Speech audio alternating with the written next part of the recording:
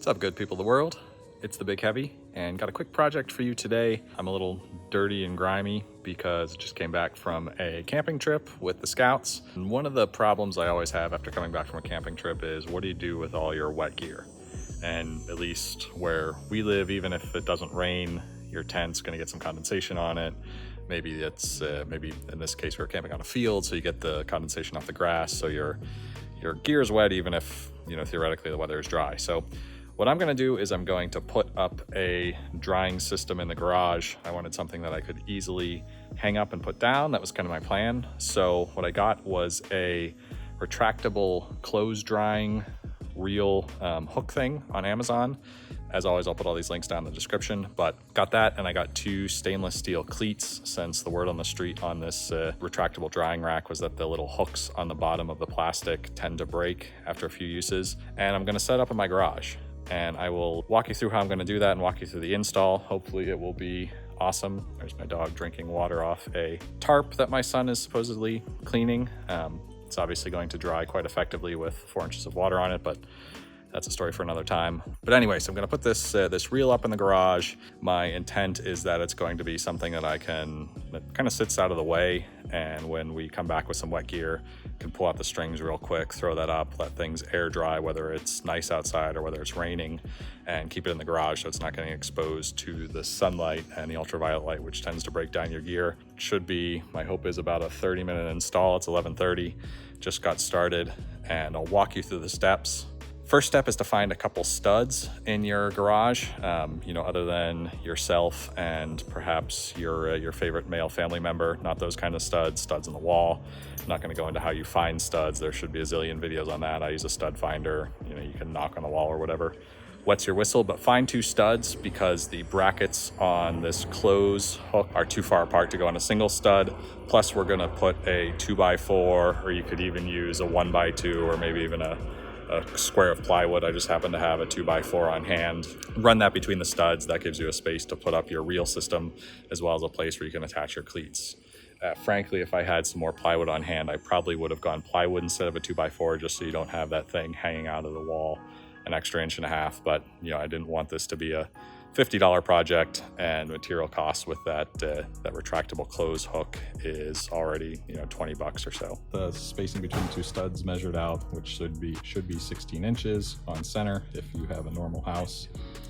I marked an 18-inch line on a piece of 2x4.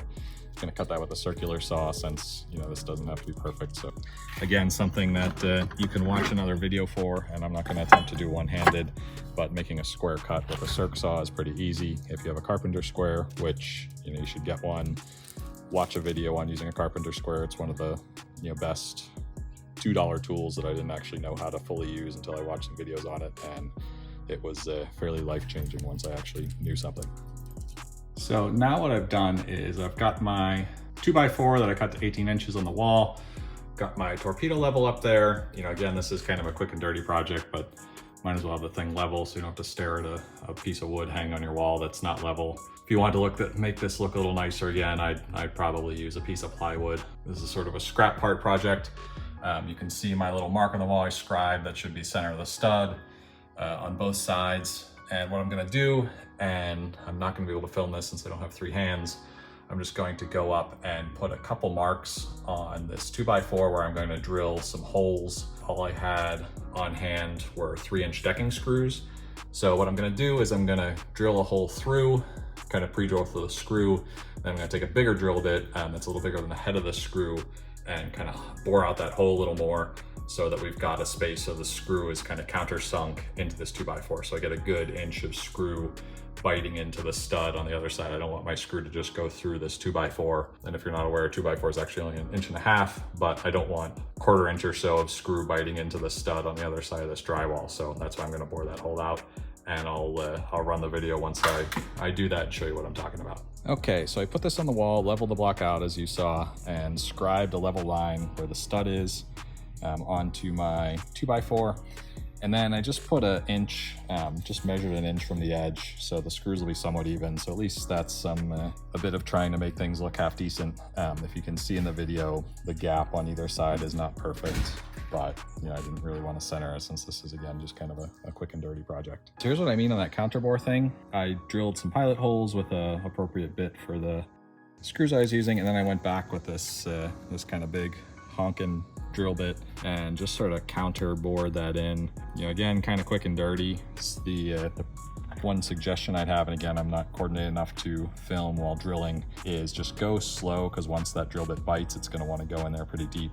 And I really only wanted to take off about half inch. The half inch, you can see I maybe went a little bit more on that hole, but I think this should be okay. Most of the force is going to be a pull, so the screws should anchor that pretty well, considering we've got 4 of them. All right, so throw that guy up on the wall, get your torpedo level on there, give one final level check. I like to put a top, put your top right or top left, depending on what you prefer. Screw in and then, you know, recheck your level, since that essentially gives you an extra hand to hold that in. And then go ahead and screw this in. What I'm using screw-wise is I've got some 3-inch self-tapping exterior decking screws.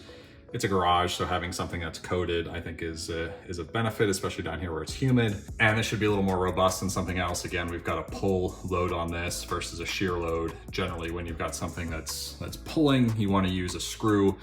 Shear load would be like if we were hanging something on this and it was gonna kind of pull down a nail's a better fastener in that scenario generally.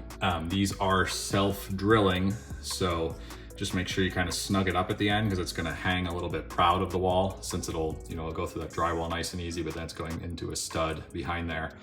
So once it's seemingly snug, you got to give it another couple or 3 whacks. An impact driver's nice here, or just turn your power driver, which is what I'm using. I got this little Milwaukee guy.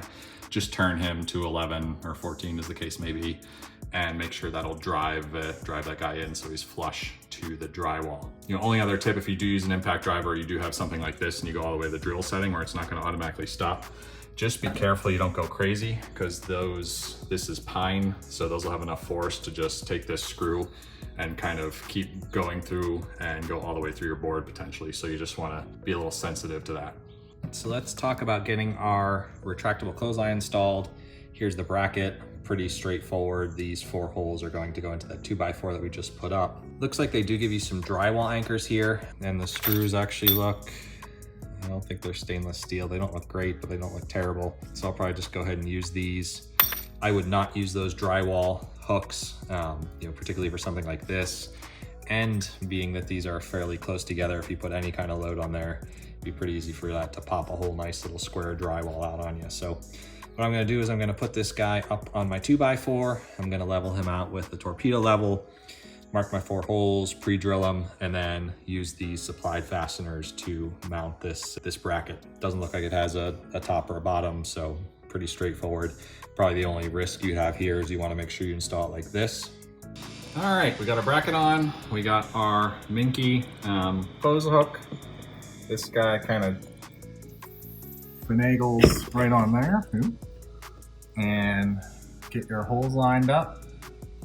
And this is probably going to be more about coordination for video purposes than actual difficulty, but got these little guys that look like cotter pins, but don't actually have a hole in the bottom.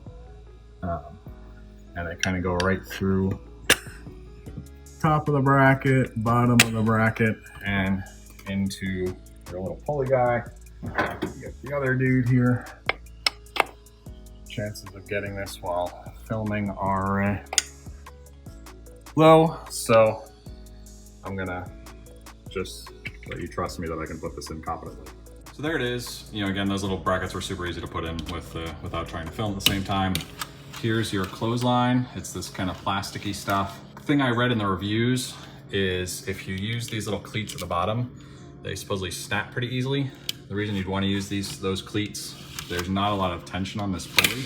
So if you had a significant amount of gear or even a not so significant amount of gear, it would cause the line to sag and weigh it down.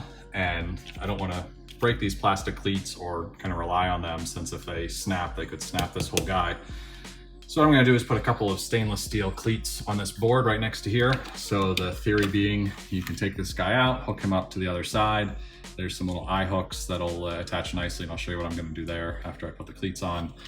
But I'll put those cleats right next here so you can get him attached, pull a little more slack out, wrap it around the cleat, and then you've got a nice solid hook that's going to be able to support whatever you need to dry. So I'll put the cleats up. I'm not gonna go into grave detail on that. What I'm gonna basically do is use my torpedo level, draw a level line, drill a couple holes, or 4 holes I think I need for the cleats, and screw them in there. So I'll show you that, and then I'll show you what I do on the other side. All right, so the drying spool came with these 2 little eye hooks. Do not appear to be stainless steel, do not appear to be wildly robust, but if they cause a problem, I'll replace them at some point. And what I'm gonna do is, my garage, and hopefully your garage as well, let me do a little better angle so you can see a little better, has 2x6s around the door framing. I'm just gonna put 1 hook on each side. And the reason for that is hopefully this, this will be about an 18-inch gap between these 2 2x6s or 2x8s. Hopefully that gives me enough room so that when I do my 2 clotheslines, there's enough of a gap coming all the way from over there that I can hang, if I need to, a whole bunch of wet stuff. And theoretically be able to get, a couple of large tents on there, and at least 3 or 4 tents, or a couple or 3 tents. So when my son and I, and hopefully my other son eventually, and/or daughter, all go camping, we can hook that up. I'll put these eye hooks in and then show you the finished product, and then we'll get some tents on there. In terms of my 30-minute goal for this project, it's 12:09, so went 10 minutes over, although I'm gonna blame you all because I had to stop and film and do some of that stuff. It's probably, it took me 10 minutes to get organized. It's gonna take me 10 minutes to put everything away, so call it an hour project. But I was able to deploy this clothesline in 25 seconds. And with that hook up there, I'm giving it a pretty good pull. That sucker's not going anywhere. A little bit worried maybe on the plastic at the other side of this. That could theoretically snap at some point, but basically it'd be a simple matter of tying this line to a carabiner or something and have a little stronger hook up at the other end. So I'm pretty pleased with this. I'll give you one final shot once I get some things hung up on here to dry. All right, so I'm gonna give you the 48-second review. My son had the 2-man tent this weekend, or 2-person tent this weekend. I had the 4-person, since we don't have a 3, so I got the Taj Mahal. This is one of those projects where it frankly exceeded my expectations already. A few things. Was able to get all this gear up. I don't know if you can see or not, but I put the 1-person tent, oops, I stepped on the poles. Put the 1-person tent over the 2 different lines in the back, so it would be able to get a little more air circulation there. I frankly got the 2-line version because it was all that was available with this minky spool that the Amazon folks seem to recommend. And I think I would actually go with the two reel instead of the 1, even if the 1 were available. Both so you can do that setup like I've got going back there, where you've got a little more airflow in the tent. It's not kind of laying against each other potentially, but also because, you can maybe or maybe not see behind me is the 4-person tent. That's the body of the tent. And then right over the hill is the fly. You can get a lot of stuff in here. You kind of forget how much space tents take up when they're just stretched out flat like this. And having these 2 lines is huge. Now, what I love so far about this setup that has me pretty excited about it is before, and maybe you were in this boat too, when you come back from a camping trip, you'd just be draping tents over chairs and treadmills and exercise bikes and have this big old mass of garbage in your garage.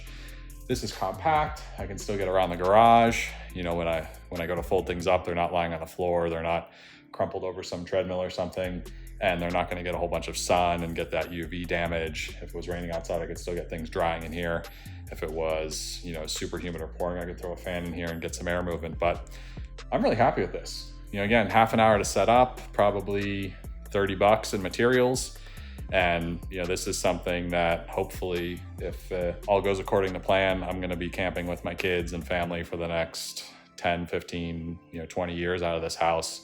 This is something that we'll use on at least a monthly basis. And it's just, a lot of life improvement and a lot of end of camping trip improvement for $30. So highly recommend this. If I was a old decaying dad, I would give it a exceeds expectations. Get off my lawn. If I was a youngster, I would give it like a Superfly, double awesome based, whatever the kids are saying these days. Like totally whatever. So highly recommend this. Give it a shot. Stay dry. Peace. Ever wonder why every talking head on YouTube asks you to hit the like and subscribe button at the end of their video? You were right, because we're living in a computer simulation. And our benevolent robotic overlords get just a little bit of energy every time you hit that like. So do me, the rest of civilization, and our benevolent robotic overlords a favor. Mash that subscribe, be kind to each other, keep living your simulated dreams.